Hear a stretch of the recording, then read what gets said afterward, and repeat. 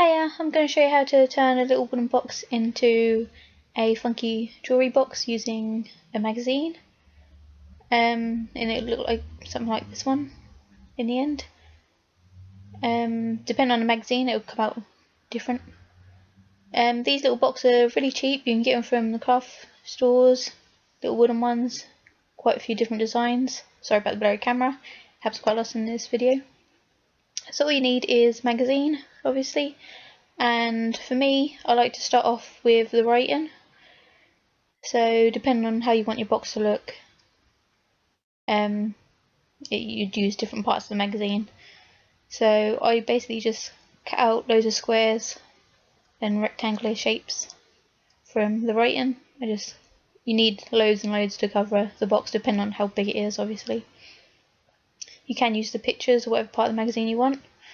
So you just cut it out, cut it into smaller chunks, and you're just going to layer this on top of the box. Okay, so just cut out loads of those. Might take a while.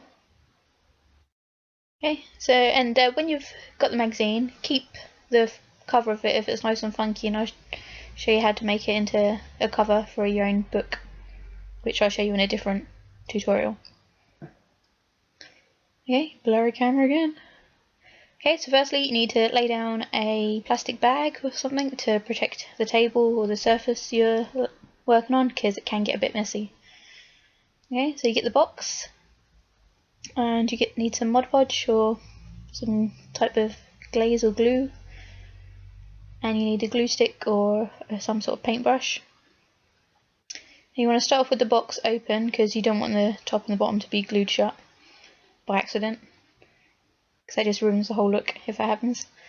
Okay, so you just cover the box in glue or Mod Podge, and you want to do this in little sections. So you just put some on, and then you add a bit of the magazine paper, and you just press it on, make sure it's all down firmly, and then you go over the top with another layer, and you basically just keep doing this around the whole thing. I usually start off with the edges and then fill the rest in. That's just my preference, I just find it easier. Obviously do what you feel comfortable with, like start off in whatever section you want. And you want to do the top, well this is what I do anyway, do the top, wait for that to dry, do the bottom, wait for that to dry, and then do the inside. Okay, so this is what it looks like when you've gone around the outside. And now I'm just going to fill in any little gaps. So just more glue on top. Like I say, you can't put too much glue on this, and as you can see all the glue spots around the outside, I get quite messy. So just speed that up. And it's quite relaxing doing this actually. It takes a while, but it looks good in the end. As you can see, there's some dark patches, that's just because it's wet. Once it dries, it looks a lot lighter. So like I said, once it's dry, do the bottom, then the insides, and that's pretty much it.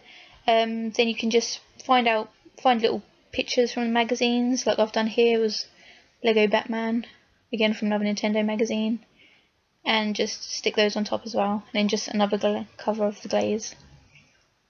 Whoop. And this is a different one, which I've purely used pictures for, none of the writing. As you can see, it's Super Mario themed. Guess what magazine I use this from?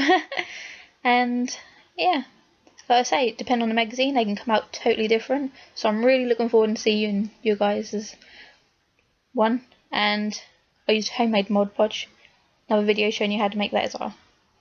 Okay, so send me in the pictures. Okay, bye!